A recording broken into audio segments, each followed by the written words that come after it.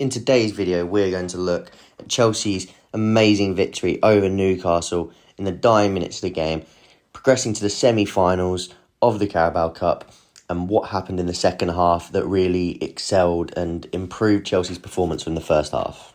On screen now, you've got the team that started the game. It does say Ben Chilwell on screen, but it was Levi Colwill at left-back. It's set up sort of like this. Once Enzo Fernandez went off the pitch about 30 minutes in, he was feeling a bit ill, so he went off.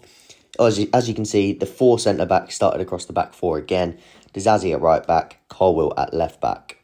Neither of these players are natural fullbacks, and therefore you can see that when they are going forwards or when they are trying to press the other team in the opposition half.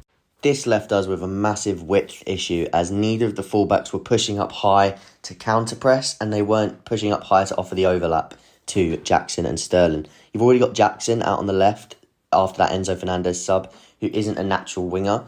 So you're already going to have a width issue in that sense because he's playing narrow and he wants to combine with Broja and sometimes even switch over with Broja to create those different space options. But you've then also got Sterling, who's very isolated out on that right wing without a option from Disasi on the overlap. Here is an example of that. As you can see on screen in the first half, you've got Cole Palmer receiving the ball out on the right. You don't have Disasi anywhere in shot because he is behind the play. And you've got Colwill right on the edge of the shot, but he's nowhere near Sterling to offer support. Obviously, this makes sense in that instance for Colwill to be there because he's ready for the ball to break in transition. But Disasi not even being in the picture just shows how isolated Sterling was on that left-hand side when the ball actually was on that side of the play. Which leads us on to the second half when Malo Gusto came on and he changed the game, in my opinion. He was superb. He instantly allowed Chelsea to be more aggressive in that counter-press, pushing up Gusto and even Disasi on the right, pushing up with that midfield line to sort of look like this 2-4-3-1 block. This now meant that Gusto was overlapping Jackson a lot of the time. Jackson was then able to drift inside at times to create that 2 with Broja, giving us a bit more box presence, but also would create 2v1 overloads with Jackson, overlapping him, and Jackson could also make those runs towards the byline when Gusto carried the ball forwards. Just look at the difference here. Malo Gusto's pushed right up on that left side. He's offering all the width, which means a lot of the other players are able to attack the box in the left half space. You also have Disasi, who's pushed a lot higher up on that 18-yard box, ready for that ball to break and sustain pressure in that half. The whole idea of this, having these fullbacks pushed up really high, is one, to create that extra attacking option on the overlap, but also to sustain pressure when the ball breaks, so that you can continue to attack wave after wave, which Chelsea did really well in that second half.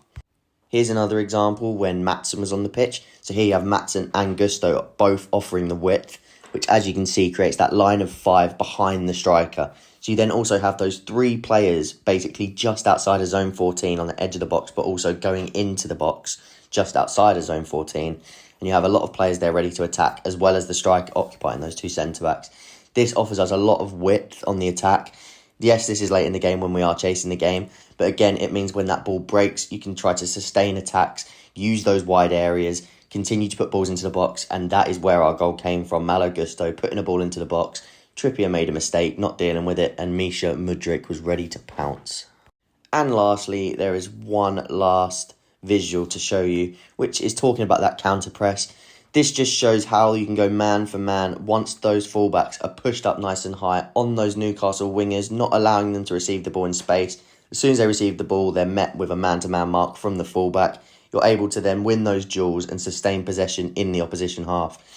Newcastle went into that 4-5-1 block, so a lot of the time it was easy for the midfielders to go man for man, 3 for 3, the wingers to push up, the fullbacks to push up nice and high on the wingers, and then you had you had Badiashile and Silva ready to mark Wilson, one of which would step up to win the duel, and the other one was there as cover.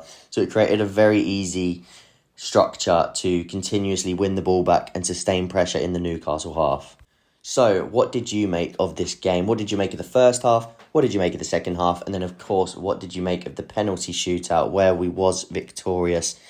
All things said, first half, there was a few negatives for me, but in that second half, I was very happy, especially with Malo Gusto and a few of the other subs. Obviously, Mudryk getting the goal, Sean Nkunku, again, making his debut in competitive football for Chelsea. I'm very happy about this. I think this could be a monumental win going forwards, and it'll be good to see if we can step on with this result, go and beat Wolves on the 24th, and then we'll see where we go from there. So please do like and subscribe, and let me know in the comment section down below what you thought of this game and what you'd want to see in the future.